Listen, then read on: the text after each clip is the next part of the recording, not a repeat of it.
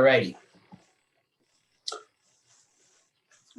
Good morning. Happy Hanukkah. We're going to get started today. And what we're going to do today, we're going to talk a little bit about a fascinating story in the Torah that poses lots of questions. So I'll give a little background of the story, and then we'll kind of get into what the questions are. After Joseph was born, when he was 17 years old, his father, Jacob, had shown favoritism to his son, Joseph. Now, Joseph is the son of Rachel, who was the woman who originally Jacob wanted to marry. Jacob's father-in-law, Lavan, fooled him into marrying his other daughter, Leah, which was Rachel's sister, but Jacob really wanted to marry Rachel. Ultimately, Jacob married Rachel 7 years later, which in total he worked for 14 years in order to marry Rachel. And after marrying Rachel, she was barren, she couldn't have any children, and Leah had 6 children, and Rachel really wanted children. Eventually, Rachel had a son, and they called him Joseph. Later on, Rachel had another son, Benjamin, and she passed away in childbirth, and that's why Rachel is buried in Bethlehem, Beis Lechem, which is on the way to Hebron, on the road, while the rest of the matriarchs and patriarchs are buried in the cave of Machpelah in the city of Hebron, and just outside of Jerusalem. And so Joseph was his favorite son, and Jacob did not hide this fact that he loved Joseph more than anybody else, to the extent that he even made a beautiful jacket for Joseph. Now, Joseph himself also let the brothers know that his father loved him more than anybody else. In addition to that, Joseph also had 2 dreams, and in the dreams, he told his brothers what his dreams were, and in the dreams, he saw that the sheaves were bowing down to him, and he saw the sun and moon and stars bowing down to him, and he told his brothers that this probably or obviously signifies that I'm going to be a leader and you are all going to bow down to me. This angered the brothers, and they had to figure out what are they going to do to get rid of this boy Joseph, who is just completely getting under their skin. Now, also important to point out is that this Joseph clearly knew that he was getting under his brother's skin, but at the same time the brothers were very righteous. So though Joseph may have known that he was getting on his brother's skin, still, what exactly was Joseph thinking when he went and decided to antagonize the brothers, saying, "Well, look at me, I'm this great, smart, lovable child of our father, Jacob, and you should follow me or listen to me or see how great I am." So we have to understand, hopefully we don't get we have to understand exactly what's going on over here. A, why is it that Jacob showed favoritism to Joseph? B, why was Joseph in a way so stupid to antagonize his brothers, to make them even more jealous of him by telling them the dreams and tattletaling to the father about him? And 3, the brothers themselves, they were righteous people. They were God-fearing, holy individuals. They're known as the 12 holy tribes. They were very good, upstanding people. Yet we find that when Joseph came and told them about the dreams and kept on, poking them of how great he is, what did the brothers ultimately do? They went and they threw him into a pit, wanting to kill him. Eventually, they decided it's not worth throwing him into a pit. Let's better sell him to the travelers, at least make a few dollars off of him, which is what they did. And Joseph was sold to the Ishmaelites, who was sold to the Potiphar, who was brought to Egypt. And ultimately, while he was in Egypt, he was thrown into prison. And eventually, Joseph came out of prison and was appointed to be viceroy of Egypt during the hunger. So this is a 2-minute synopsis of the whole story of what happened with Joseph and his brothers. And so let's try to analyze one detail of this story that I think is appropriate for what we're going to discuss now. And that is like this. Joseph was sold by his brothers to Egypt to be a slave. Joseph was a brilliant young man, a very charming young man, very impressive individual. But through a series of events, false accusations, he was ultimately thrown into prison, and he languished in prison for quite a while, till eventually his greatness was revealed and he was taken out of prison, and he was appointed to be viceroy of Egypt. Now this Joseph knew that his father loved him. In fact, many years have passed since his brothers, sold him into slavery. And not only did his brothers sell him into slavery, his brothers took his favorite jacket that his father made for him, his colored garment, and the brothers dipped it into a male goat blood and showed it to the father and said, "Dad, an animal devoured your son Joseph, and this is the garment, this is all that's left." And Jacob mourned Joseph because Jacob thought that Joseph had died, and Jacob mourned Joseph.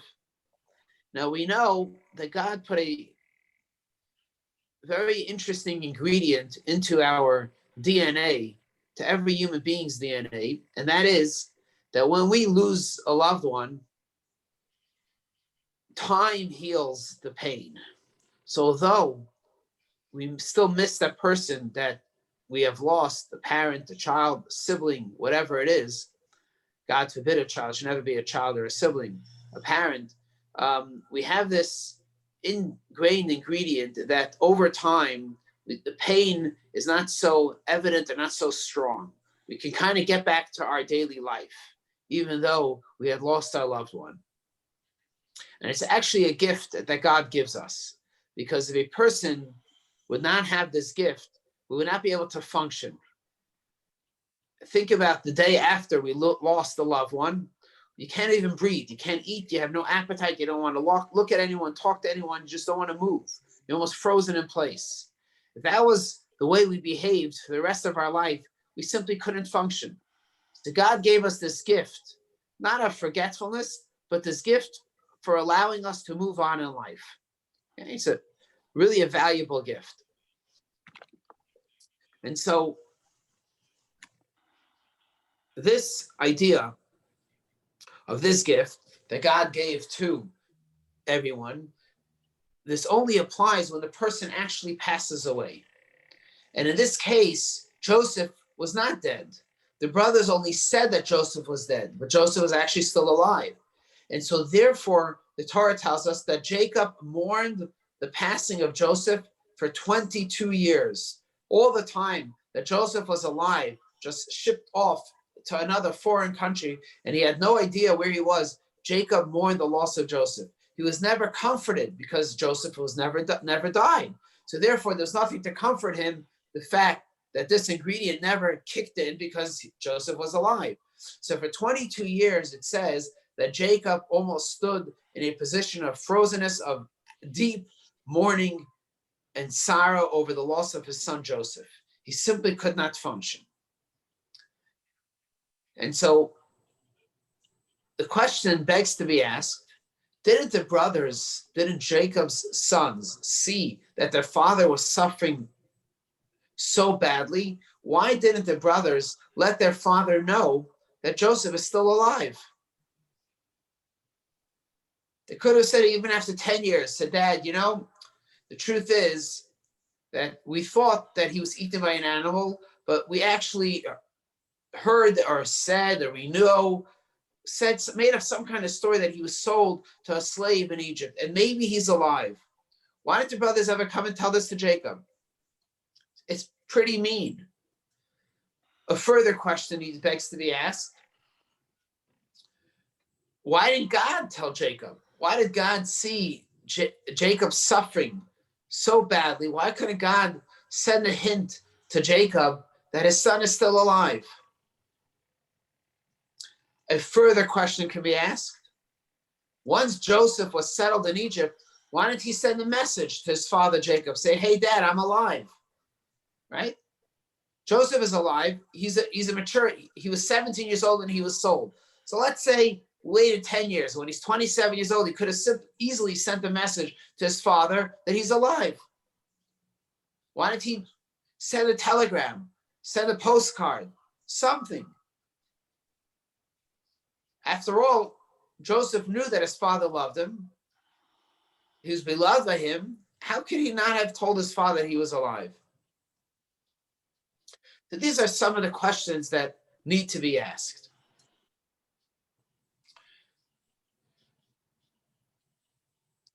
Jacob, on his part, simply was frozen in time.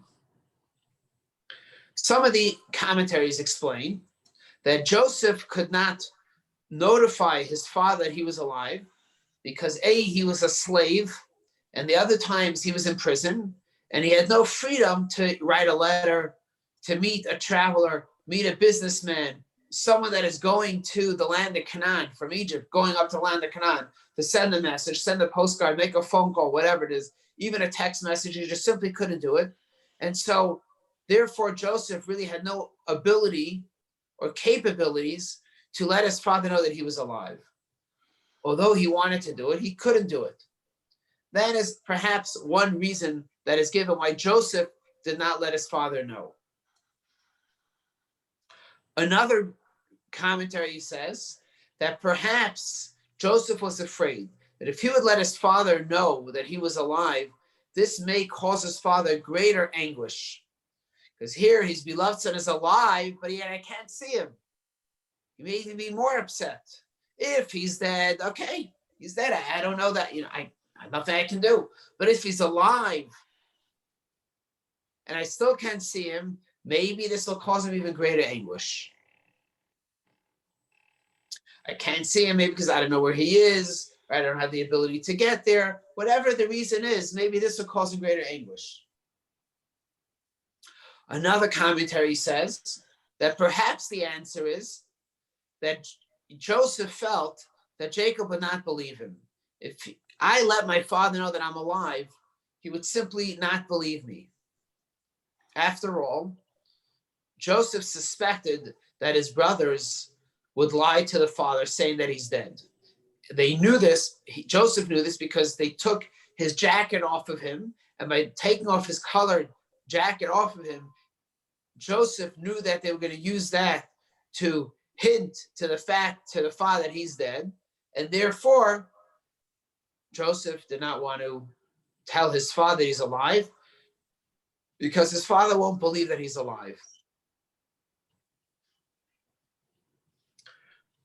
Another commentary explains that the reason why Joseph didn't tell his father, because remember, Joseph had two dreams. One dream was that he saw 11 stalks of wheat bowing down to the middle bundle of wheat that was in the middle of the circle.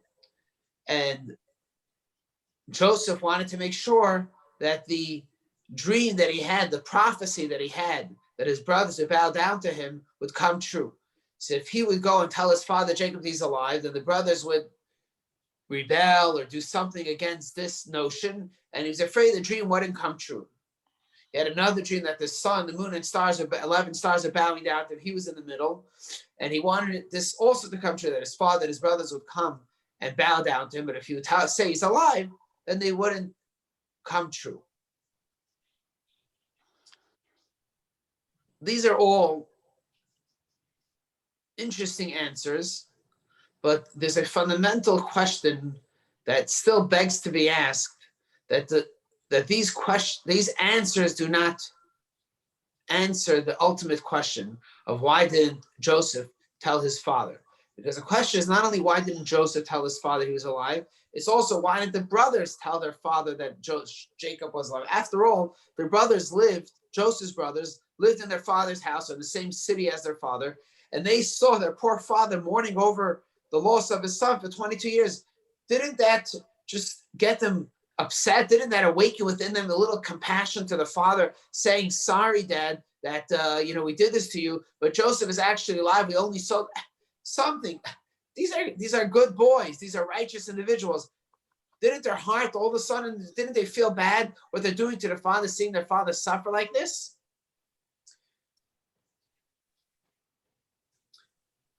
And further, God, who loved Jacob, he could have also told Jacob that his son was alive. So we have to understand, basically, how is it possible that the world allowed Jacob, the leader of the Jewish people at the time, allowed him to suffer for so long? That's the question.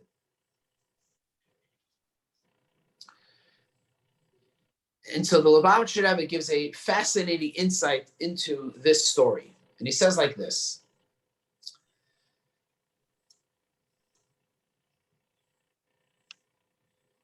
He says as follows, that what's happening over here is that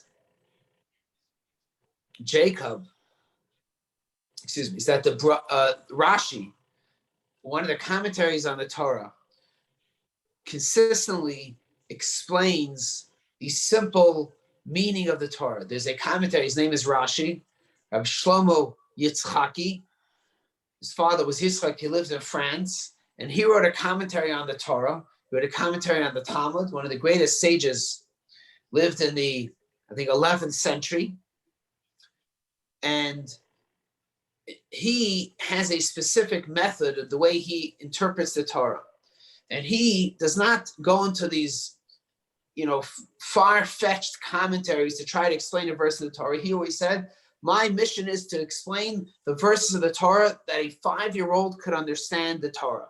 That if there's a simple, not understood text, that is my job, is to explain that simple, misunderstood text. And so why doesn't Rashi even address this question of how could Jacob have suffered for 22 years and no one told him that his son is alive? And so the Lubavitcher Rebbe gives a novel explanation to what happened over here. And that is that when Joseph came to meet his brothers, the brothers were already devising a plan in how to kill Joseph, or how to get rid of Joseph. They called him the dreamer, the interpreter, the tattletailer, the favorite, that all these names for this boy, all true names. And they figured out, how can we get rid of him? And so at first they wanted to kill him. And then Reuven, the oldest brother, said, no, we can't kill him, because if we kill him, the blame is going to come on me because I'm the oldest child. So therefore, let's just throw him into a pit and let's say that he was killed. After they threw him into a pit, Reuven went to pray, and Judah, the brother, said, what point is it that he's in the pit? We're not gaining anything out of it. We're not making any money out of it. Let's go and sell him as a slave, which is what they did. They took him out of the pit and they sold him as a slave. During this time, the brothers made a pact. So at this point, there were 9 brothers that were present, because Reuven was out praying somewhere. So you had the 9 brothers, but in order to make a pact, you need to have 10 people. What was their pact they were going to make? They were going to make a pact that nobody will say what happened without everyone else's permission in this group. So there were 9 people. They needed a 10th. Who are they going to choose as a 10th? And so they decided they're going to choose God to be the 10th man on their team. So they have 10 people, 9 brothers: Shimon, Levi, Yehuda, Yisachar, Zebulun, Dan, Naphtali, Gad, Asher, and God. Those are the 10 people in this pact. Reuven wasn't there, so he didn't really even know what happened ultimately. In fact, when Reuven came back to the pit, saw that Joseph wasn't there, he rendered his clothes. He thought that Joseph was eaten up by the snakes and scorpions that were there. He had no idea what happened, because they made a pact. They didn't tell him.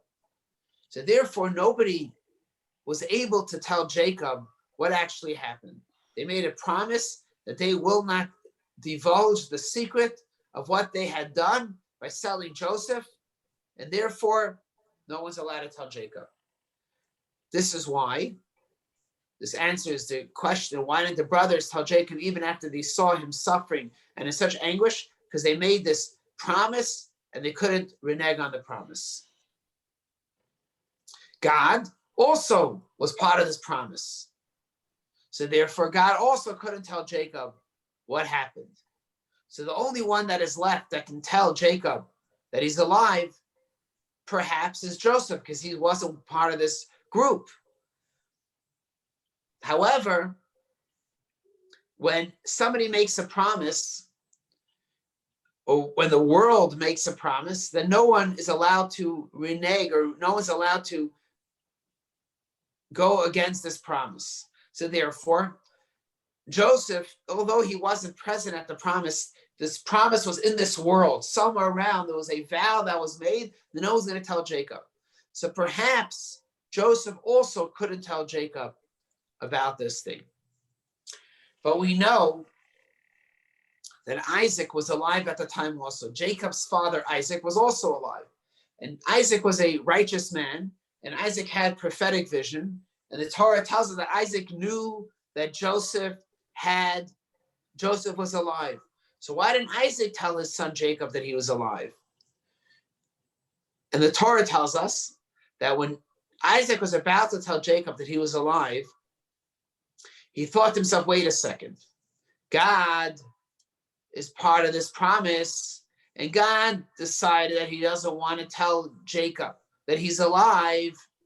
So if God doesn't want to tell Jacob that Joseph is alive, why should I be the one to tell Jacob that Joseph is alive? Therefore, I'm also not. Why am I better than God?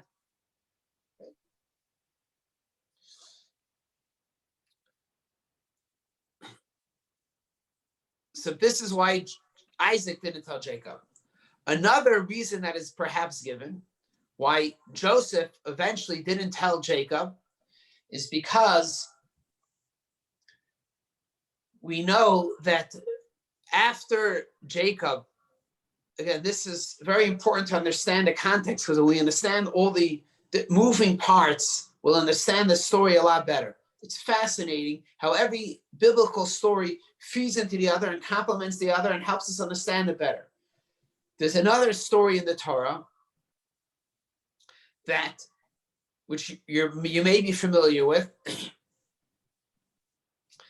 that Isaac wanted to give his two boys a blessing.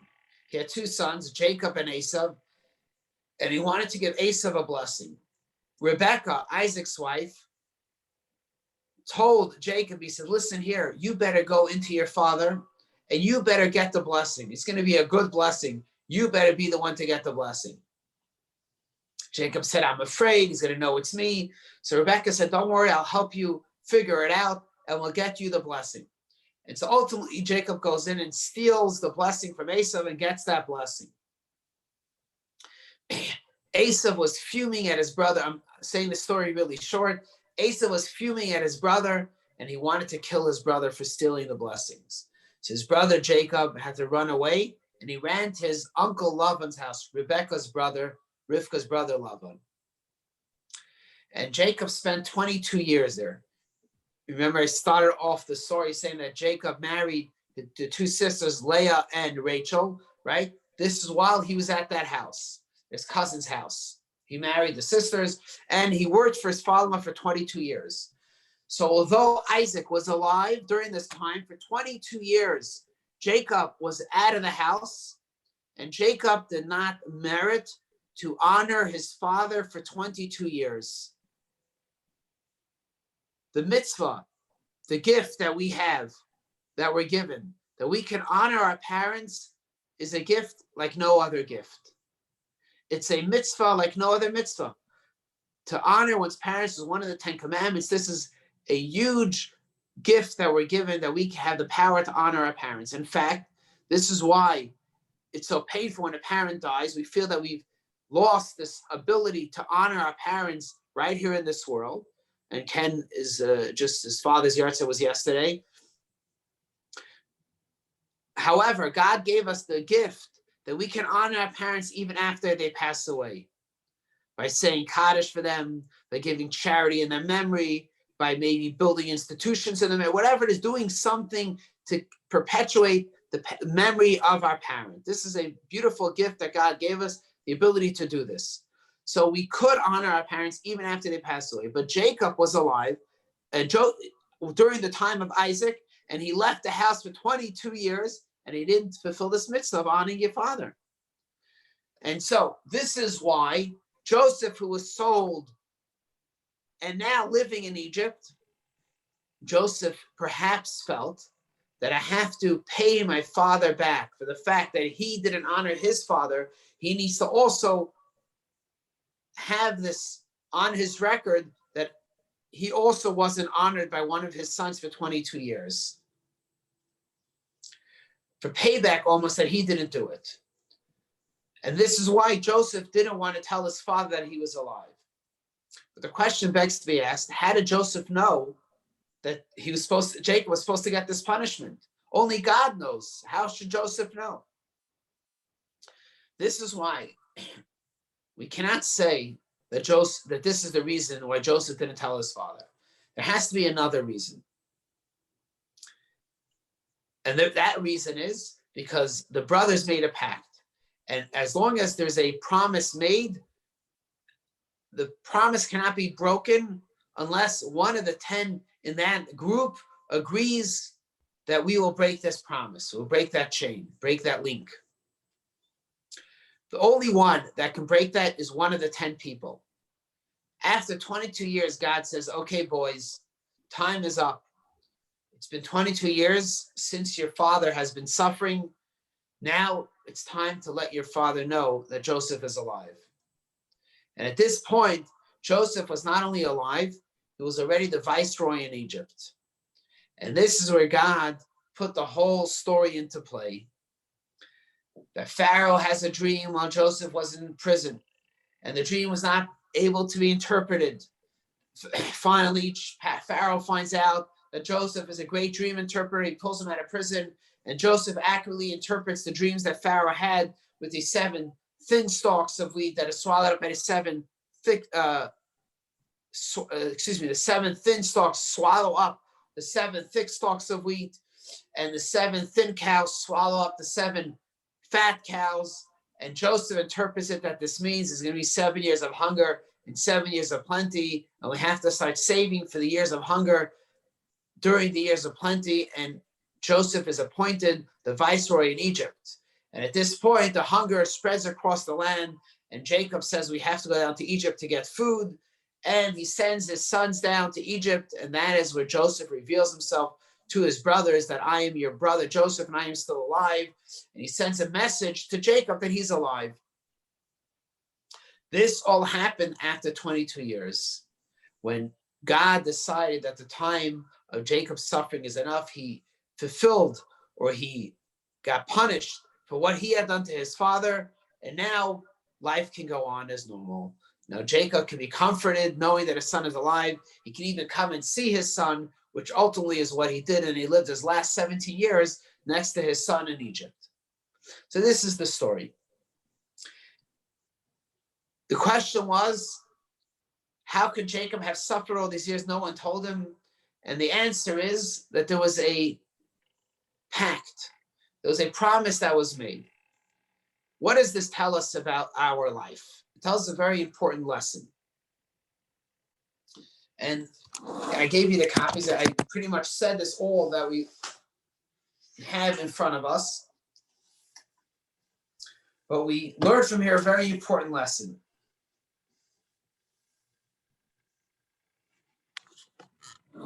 And that is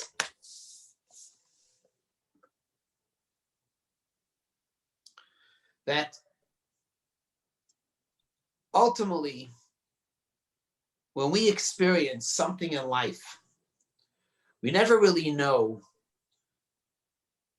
what is causing this, either positive or negative or hardship or good thing, to happen. When something good happens, we tend to pat ourselves on the back and say, you know why this is happening? Because I am so good at this, and therefore I've accomplished X, Y, and Z, and I've moved all the pieces in place that I should be in this position to have this good thing. When something bad happens, we tend to point fingers and say, this happened because that person stole my position, that person stole my client, that person was mean to me. We never say that it's because of us. And the truth is, it is never because of us, but it's never either because of the other person. Anything that happens in life is ultimately the handiwork of the Almighty God. God moves all the pieces that happen in our life for one simple reason, and that is for us to maximize our potential that we can accomplish every single day. Everything that God does for us in the world around us is so we can be the best individual that we can possibly be. Not that we can be like somebody else, but that we can be our best. Ultimately, it's in the hands of God. Everything that happens in the hands of God. So when the brothers included God into this pact, into this promise, it wasn't just because they needed a 10th person. They did need a 10th person, but also because they wanted God to sanction what is happening. They wanted to say, God, is this the right thing that we're doing? They were a righteous individual. They didn't want to cause their father to suffer, but they wanted to see, maybe we're doing the wrong thing. Maybe this is not what we should be doing. God, are we doing the right thing? And ultimately, God said yes. For whatever reason, we may not understand, God saw that Jacob had to go through these 22 years of hardship, only in order that when he sees that his son is alive, that joy will know no bounds, that excitement.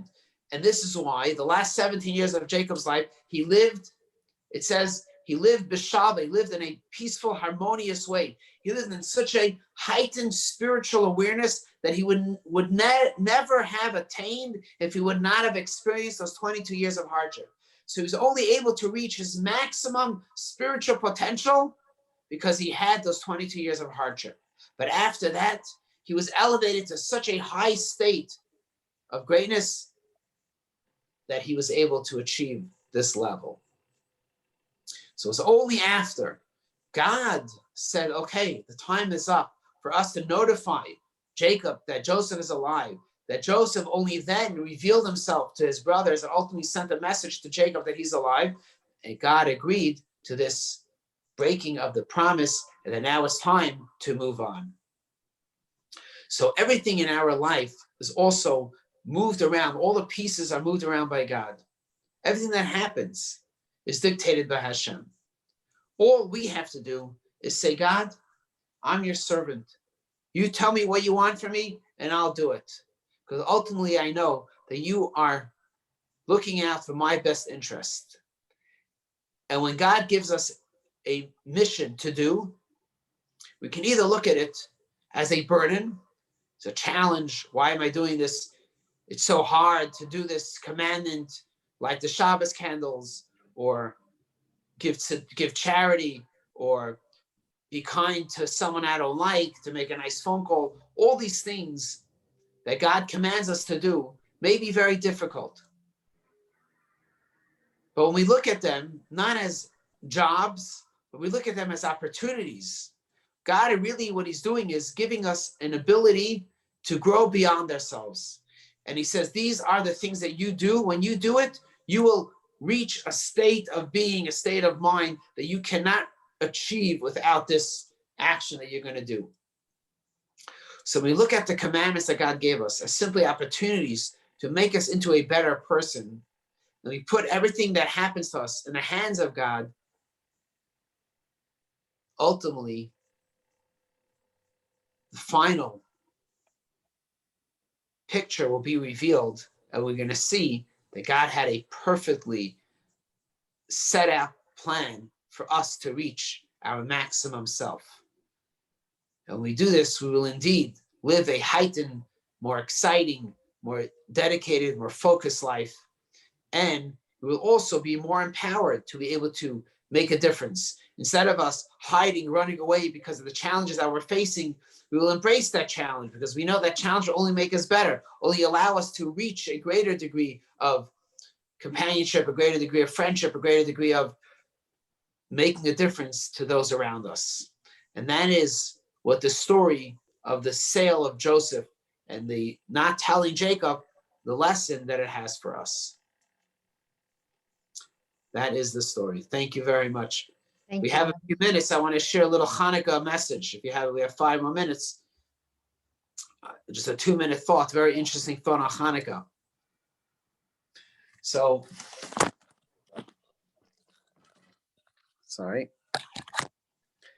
Hanukkah, we light a menorah. Now, many people light the menorah with oil. I light the menorah with oil.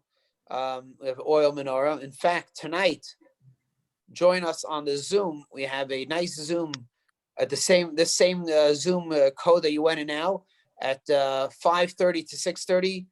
We're going to go around. Everyone will show their menorah. We have a ventriloquist. Will be addressed by some dignitaries. Anyway,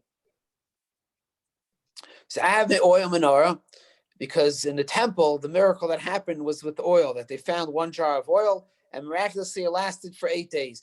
Excuse me.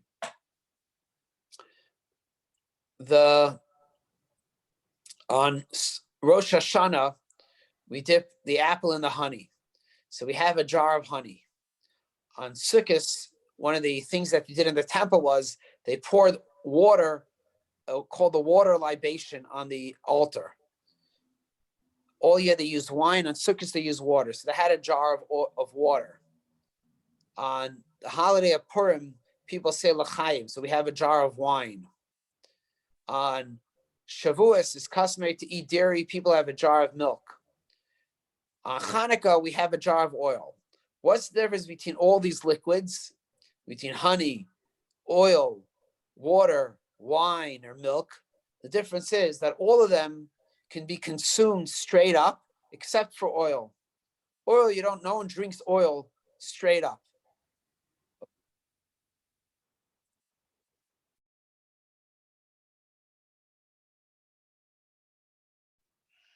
Uh-oh, we lost the rabbi.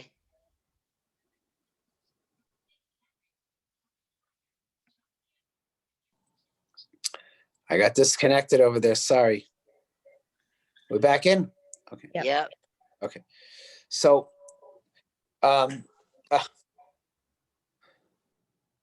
someone's calling me and it blocks out my phone. So back to this story. Where am I holding? Oh yeah. So all the other liquids can drink, but oil not. Yet oil is the only liquid that can be an illuminating liquid. You can light oil and it can burn and it can illuminate the outside. It can illuminate the darkness. Why is it that the one liquid that cannot be consumed by itself is the one that can light up the world? Doesn't make sense. That we find a fascinating aspect in oil, and that is that oil enhances all the foods that it's added to. It also is a preservative. When you want to preserve wood, for example, you put oil on it, right? And it absorbs into the wood. So when can something become an illuminating thing? Only when it's shared with someone else. If we want to illuminate the outside, how can we illuminate the outside? Not if we only think about ourselves, that I can drink it straight, but only when we share ourselves with somebody else. Then we actually also enhance ourselves. We become something that can light up the world by ourselves. So just like oil, when does it get that ingredient that it can become an illuminating factor? When it shares itself with somebody else, but also more than that. Not only does it share itself with somebody else, it also does not retain its identity when it shares itself with someone else.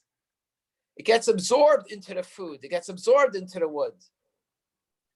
When we are prepared to lose ourselves in order to help somebody else out, you know what happens?